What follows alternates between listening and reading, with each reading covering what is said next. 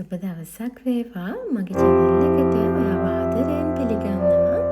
ඉතින් අම්මා කෙනෙක් විදිහට අපි නිතරම වද වෙන්නේ අපේ බබාලගේ පෝෂණය ගැනනේ බර වැඩි කරගන්න එක. පෝෂණය කොහොමද අපි ලබා දෙන්නේ කියන එකනේ. ඉතින් මම යූස්ෆුල් වෙන වීඩියෝස් ටිකක් අරන් එන්න හිතනවා. ඉතින් මාව subscribe කරලා මාත් එක්ක රැඳිලා ඉන්න දිගටම. ඉතින් අද මම අරන් එන්නේ තල ගැන.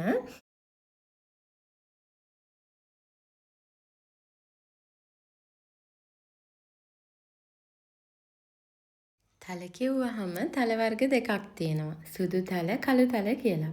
ඉතින් අපිට ලේසියෙන්ම හොයාගන්න තියෙන්නේ සුදු තලනේ. ඉතින් බබාට තල කොච්චර වැදගත්ද කියනවා නම් මගේ බබාගේ පීඩියට්‍රිෂන් හම්බෙන්න ගියාම හැම විසිට් එකකදීම වගේ එයා අහන්නේ බබාට තල දෙනවද කියලා. ඉතින් එයා කියන්නේ පුළුවන් තරම් බබාගේ කෑමට තල එකතු කරගන්න කියලා. ඉතින් එකතු කරගන්නකොට අපි වග බලා ගන්න ඕනේ බබාට ජීර්ණය කරගන්න පුළුවන් විදිහට තල එකතු කරන්න. මුලින්ම බබෙක්ට තල හඳුන්වලා දෙන්න කලින් ඔයාලගේ බබාගේ ડોක්ටර්ගෙන් අහලා දැනගත්තා නම් හොඳයි බබාට තල හඳුන්වලා දෙන්න ඕනේ කොයි කාලෙද කියලා. මට මතක විදිහට නම් අපේ බබාට තල පටන් ගත්තේ මාස 7මාරෙන් වගේ. ඩොක්ටර් කිව්වා හොඳට කුඩු කරලා තල කෑමට එකතු කරන්න කියලා.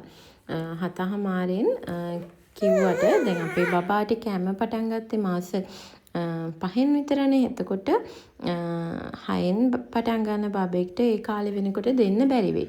ඒ නිසා එතකොට මාස 8ක් වගේ ඉන්න වෙයි. කලින් හරි නියමිත වයසට බබාට කෑම පටන් ගන්න කෙනෙක්ට. අපේ බබාට නම් මාස 7මාර වගේ වෙනකොට තල කෑමට එකතු කරන්න ගත්තා. මම හදන සීරියල් වලට ග්‍රීක් යෝගට් එක්ක එයාගේ ගොඩක් බත් එකට මම තල එකතු කරන්න ගත්තා ඒ කාලේ වෙනකොට.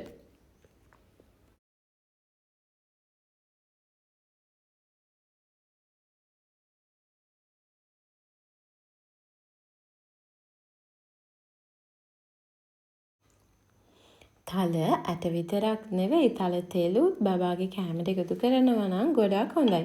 මම අපේ බබාගේ කෑම වලටත් තල තෙල් එකතු කරනවා. විශේෂයෙන්ම පළතුරක් දුන්නත් ගස් ලැබු වගේ දේවල් වලටත් තල තෙල් එකතු කරලා තමයි බබාට කන්න දෙන්නේ. ඒ වගේම කිරිබත් හදනකොට ඒ වගේ ඊට අමතරව රයිස් එකක් හැදුවොත් නූඩල්ස් එකක් හැදුවොත් ඒක අවසානට මම තල තෙල් ටිකක් එකතු කරන්න අමතක කරන්නේ නැහැ. තල කියන්නේ ප්‍රෝටීන් බහුලව අන්තර්ගත වෙන ආහාරයක්. ඒ වගේම කැල්සියම් අඩංගුයි, යකඩ අඩංගුයි, සිංක්, ෆොස්ෆරස් වගේ දේවලුත් අඩංගුයි. ඒ වගේම මේකේ තියෙනවා ඇන්ටිඔක්සිඩන්ට්ස් තියෙනවා. ඉතින් බබාලට ඉතාමත් ගුණ අපිට අඩු මිලට හොයාගන්න පුළුවන් දෙයක් තමයි තල කියලා කියන්නේ. ඕන කෙනෙක්ට මේ බබාගේ පෝෂණ අවශ්‍යතාවය සපුර ගන්න ලේසියෙන්ම දෙන්න පුළුවන් දෙයක්, අඩු මිලට ගන්න පුළුවන් දෙයක් තමයි තල කියලා කියන්නේ. ඉතින් අපි යමු කොහොමද අපි තල එක කුඩු කරගන්නේ කියලා. ඉතින් මේක බ්ලෙන්ඩ් කරන්න නම් බෑ. බ්ලෙන්ඩ් කරොත් වෙන්නේ බ්ලෙන්ඩර් වෙලා වැඩි වෙනකොට මේකෙන් බටර් එකක් වගේ එනවා. ඒ කියන්නේ තල වලින් බ්ලෙන්ඩ් කරාම තෙල් එකක් හැදිලා ඒක බටර් එකක් වගේ වෙනවා. ඉතින් ඒ නිසා මම රෝස්ට් කරලා මේක ගලේ තමයි අඹරගන්නේ. ගලේ කියන්නේ පොඩි වංගෙඩියක් තියෙනවා. වංගෙඩිය දාලා ගොඩාක් කොටන්නත් හොඳ නැහැ. ගොඩාක් කෙටුවහමත් ඒකෙන් තෙල් එකක් පෑදිලා බටර් එක වගේ වෙනවා.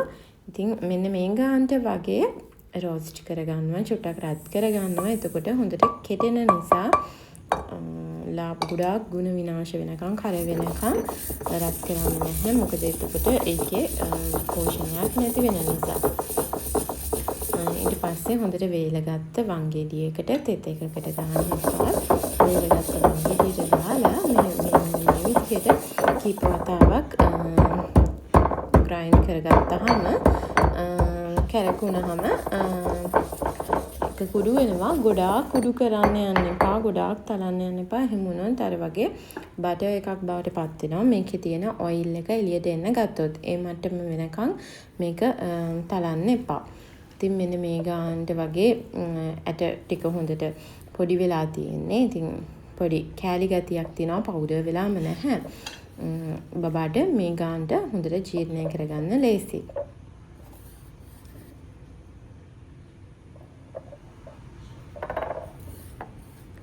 මම මේ තල ටික දාගන්නේ හොඳට හොදලා වේලගත්තු වීදුරු බෝතලයකට. ප්ලාස්ටික් ඒවර දාන්නේ නැහැ.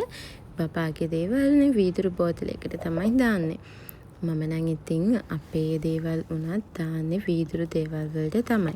ඉතින් මේක දාලා මම ෆ්‍රිජ් එකට දානවා. මොකද එළියේ තියන්නේ නැහැ. මේකෙන් අයිල් එකක් වගේ එනවනේ.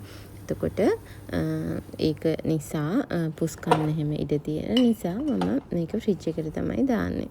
මේ තියෙන්නේ මම තල බබාට එකතු කරන එක අවස්ථාවක්. බත් එක ගිතෙල් වලින් ටෙම්පරාදු කරගෙන ඊට පස්සේ තල කුඩු ඉහලා එයාට දෙනවා. ඉතින් මේ එක විදිහක් තල එකතු කරන, ඒ වගේම තල දාලා එයාට කුකීස් හදලා දෙන්නත් පුළුවන් අපිට.